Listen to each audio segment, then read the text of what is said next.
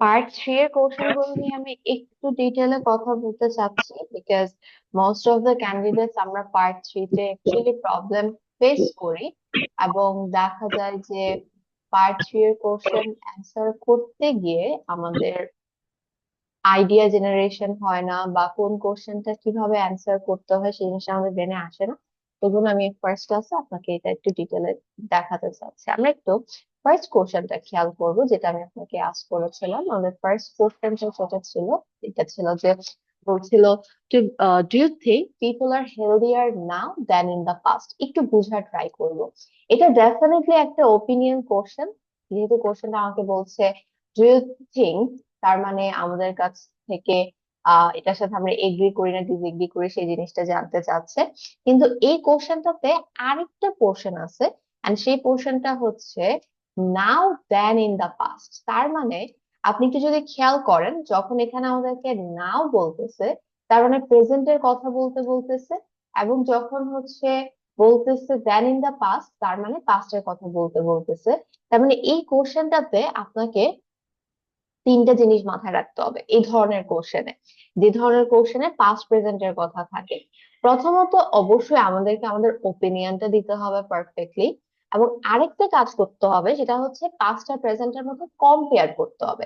দেখেন, যখনই আমাদেরকে বলতেছে নাও দেন ইন দা পাস্ট, তার মানেই কিন্তু এখানে কম্পেয়ার করার কথা বলা হচ্ছে। কোশ্চেনে যখন দেন বা এরকম কম্পেয়ার রিলেটেড ওয়ার্ড থাকছে, তখনই আমাদেরকে বুঝে নিতে হবে যে আমাদেরকে কম্পেয়ার করতে হবে। সো একটু দেখেন যে আমরা আমাদের অ্যান্সারটাকে কিভাবে সাজাইছি। সো আমরা স্টার্টিং এ বলছি, to be honest I don't believe people today lead a more active way of life than those in the past. আমার ওপিনিয়ন যেটা, সেটা হচ্ছে, আমি ওপিনিয়নটা যেটা দিয়েছি সেটা ক্লিয়ার করে দিয়েছি, যে কোশ্চেন আমাকে বলতেছে যে এখন মানুষ বেশি হেলদি, কিন্তু আমার কথা হচ্ছে যে না, মানুষ এখন বেশি হেলদি না।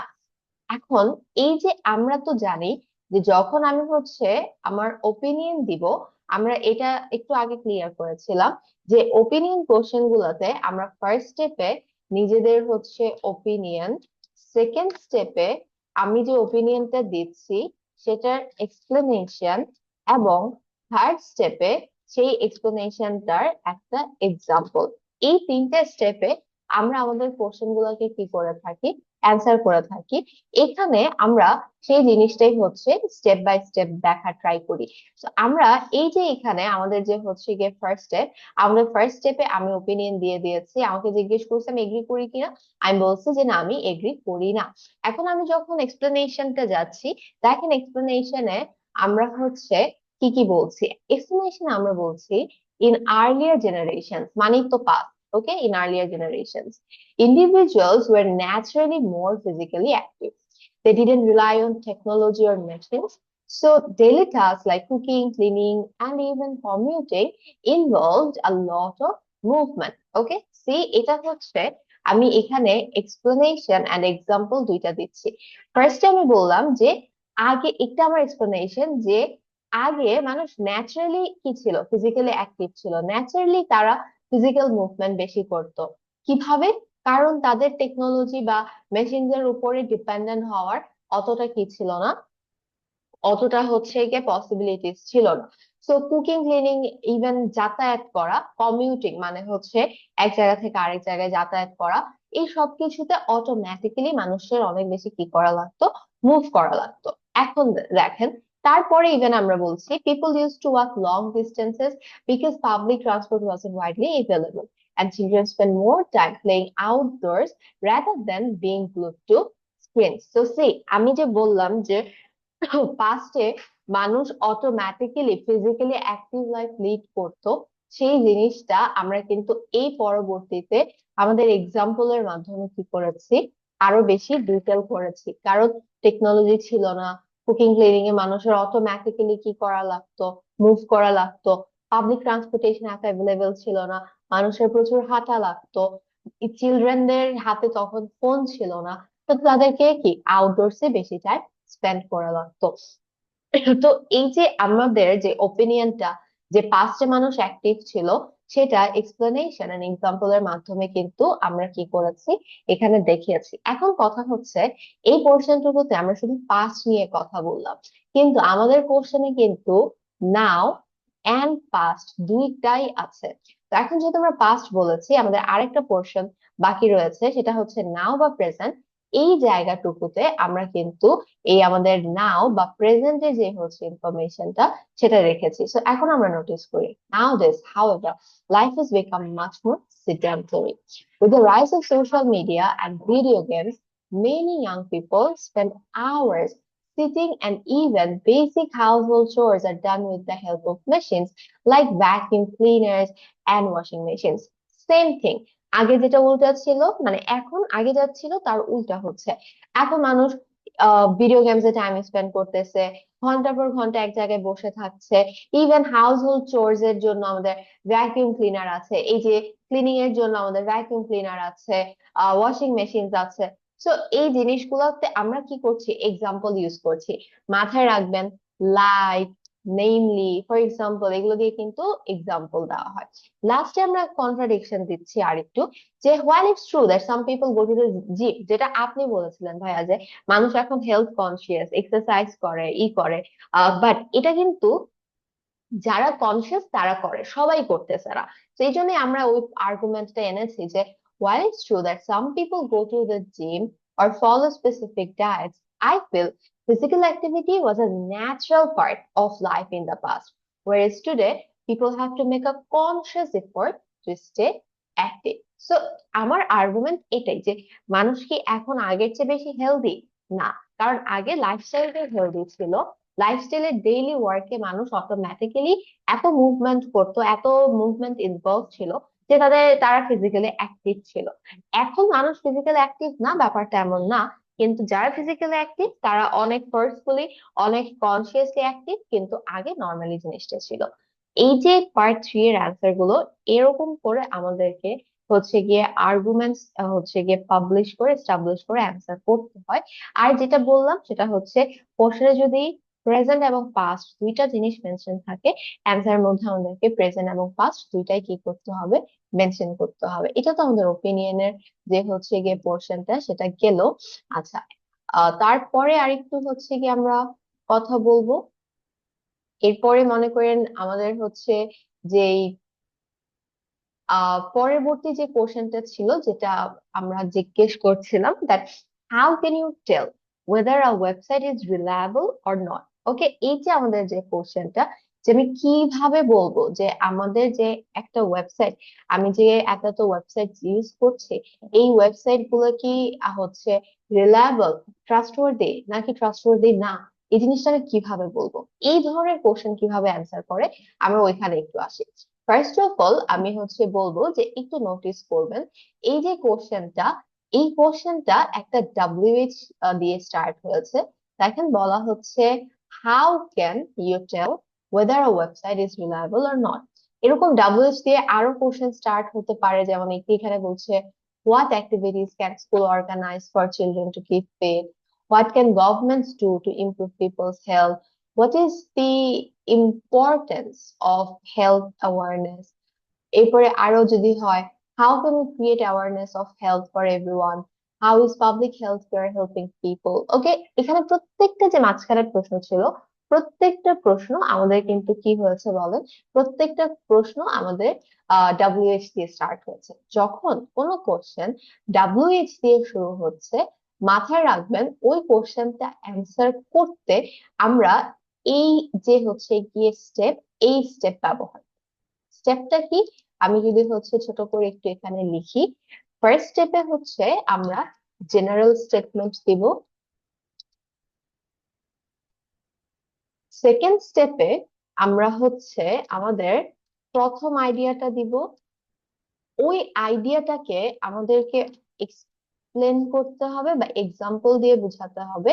আমরা হচ্ছে গিয়ে এক্সটেন্ড করা বলতে পারি, আমাদের আইডিয়াটাকে এক্সটেন্ড করতে হবে। তারপরের স্টেপে আমাদেরকে সেকেন্ড আইডিয়া দিতে হবে, এবং সিমিলার ভাবে ওই আইডিয়াটাও আমাদেরকে এক্সটেন্ড করতে হবে।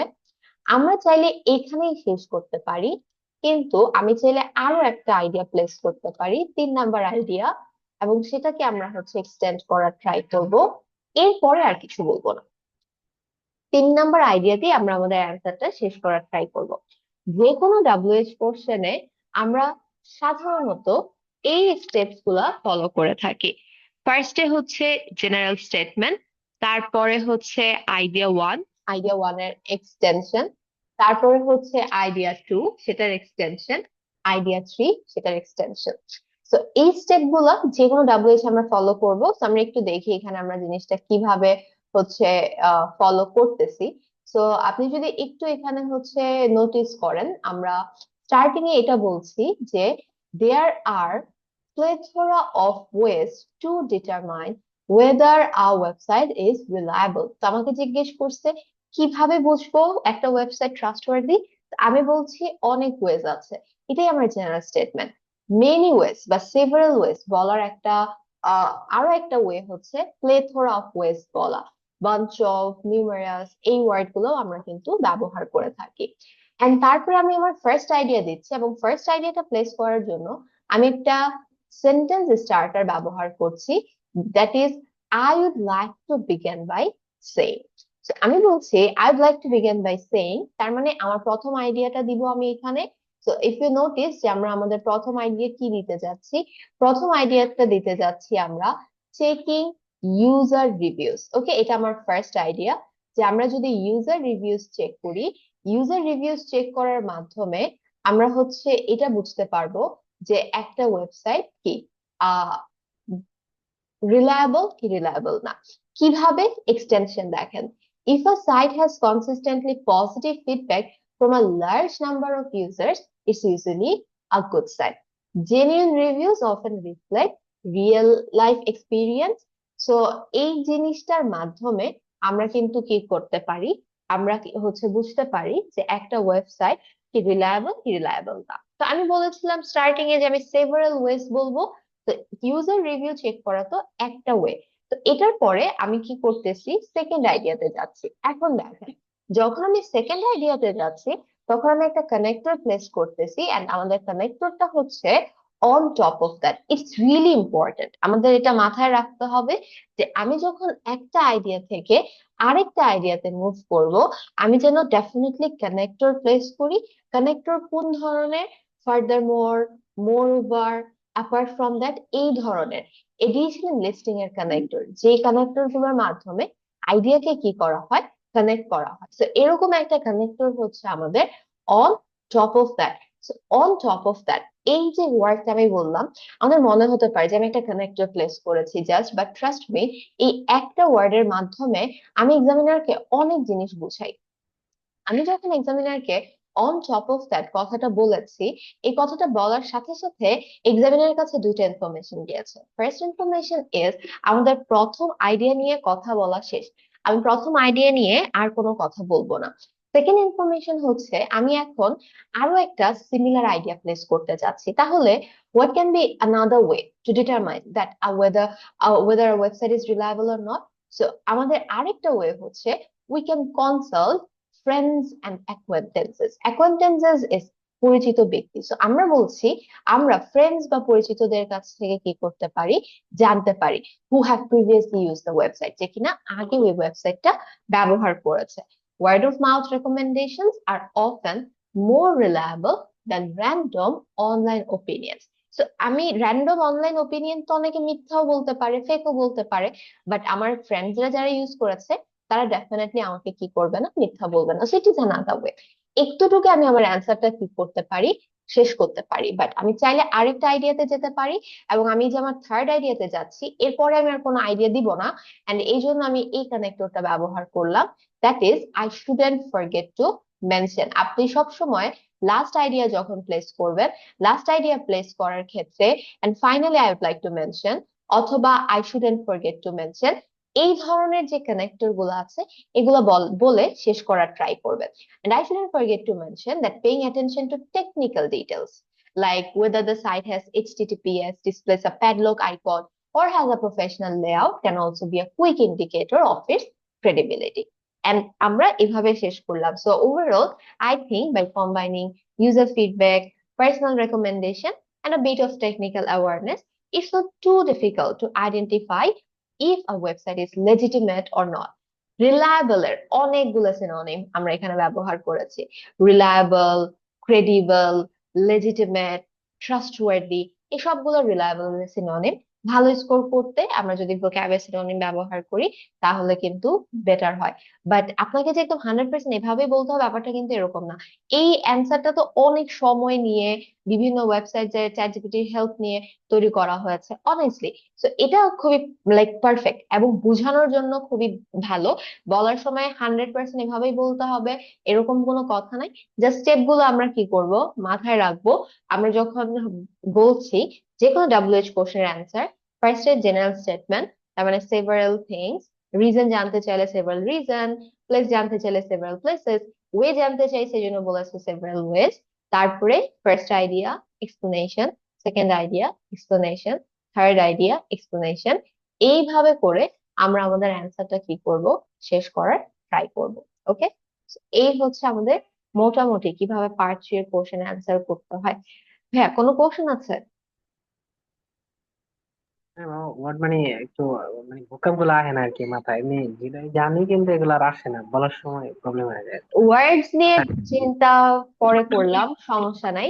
কিন্তু ওয়ার্ডস এর চিন্তার আগে আমাদেরকে হচ্ছে এই যে যেটা বললাম যে টাস্ক অ্যাচিভমেন্ট, যেটা আমাদের টাস্ক অ্যাচিভমেন্টের প্রবলেম হচ্ছে, টাস্ক অ্যাচিভমেন্টের জায়গাটাতে আমাদেরকে কি করতে হবে, কাজ করতে হবে। ওকে, এই জন্য টাস্ক অ্যাচিভমেন্টটা কিভাবে আমরা ভালোভাবে করতে পারি সেই জিনিসটা নিয়ে আমি হচ্ছে কথা বলার ট্রাই করলাম, আর কিছু না। এটা এই ফাইলটা আপনাকে দিয়ে দিব। আপনি হচ্ছে একটু দেখে নিবেন। নেক্সট দিনের পড়া হিসেবে এই লেকচারটা থাকবে আমাদের। এবং এই যে হচ্ছে আহ টপ স্লাইডটা আছে, এই স্লাইডটার প্রথম 5টা কিউ কার্ড এবং ওই 5টা কিউ কার্ডের পার্ট 3। তার মানে প্রথম 5টা টপিক আমাদের হচ্ছে নেক্সট দিনের পড়া থাকবে। ক্লাস আমাদের হচ্ছে আবার স্যাটারডে সকাল 10টায়। জি ma'am. Okay, thank you. Welcome.